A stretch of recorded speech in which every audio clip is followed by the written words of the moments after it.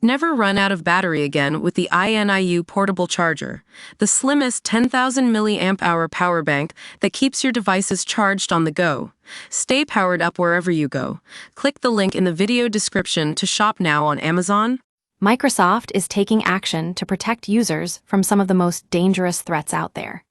Today's Patch Tuesday brings a whopping 72 security updates that can help fix some of the latest vulnerabilities in Windows. That's right, Microsoft has identified 5 actively exploited zero-day vulnerabilities. These are basically unpatched holes that hackers could exploit for their own gain. The first one affects the DWM core library and gives attackers system privileges. That means if an attacker were to use this vulnerability, they'd essentially have complete control over a Windows system. The other 4 zero-days all involve elevated privilege vulnerabilities. These are basically ways for attackers to trick users into giving up their admin rights without even realizing it. Again, we're talking about system privileges here, so the stakes are high. But before we dive deeper, let's take a look at what else Microsoft has fixed in today's Patch Tuesday updates. We've got 6 critical vulnerabilities. These are basically high-risk problems that could be exploited by hackers if left unpatched. One of them is related to the common log file system driver and allows an attacker to elevate privileges locally.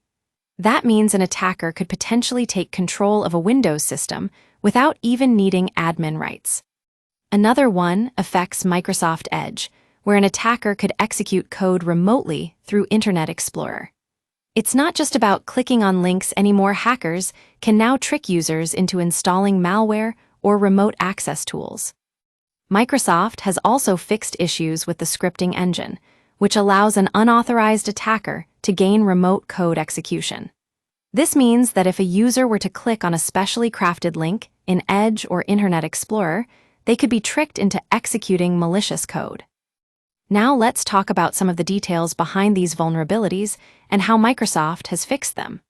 The first zero-day affects the DWM core library, where an attacker can elevate privileges locally using a technique called use after free. This basically means that an authorized attacker can manipulate system memory to gain elevated privileges. It's not exactly rocket science. The second vulnerability is related to the common log file system driver and also uses the use after free technique. An attacker could potentially use this vulnerability to elevate privileges locally by exploiting a specific type of error in Windows. Another zero-day affects Visual Studio, where an attacker can execute code remotely through a command injection attack. This basically means that if a user were to install a malicious update or plugin, they could gain unauthorized access to their system.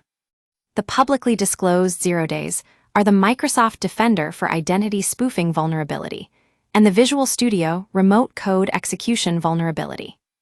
In the case of the Microsoft Defender for Identity vulnerability, an attacker can spoof another account by exploiting an issue with how Microsoft handles authentication. This basically means that if a user were to have their account credentials compromised, they could potentially be tricked into transferring money or revealing sensitive information. The Visual Studio Remote Code Execution vulnerability is similar in nature. It allows an attacker to execute code remotely through a command injection attack.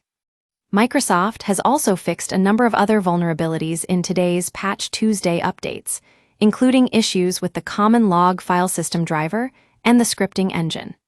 These are basically low-risk problems that could be exploited by hackers if left unpatched. But it's worth noting that not all of these vulnerabilities were publicly disclosed before Microsoft released its patches.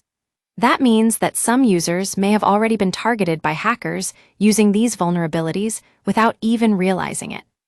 So what can you do to stay safe in the face of these zero-day vulnerabilities? The first thing is to make sure you're running the latest version of Windows. If you're not, you'll be vulnerable to all sorts of exploits. Next, keep your security software up to date and make sure you're using strong passwords for all of your accounts.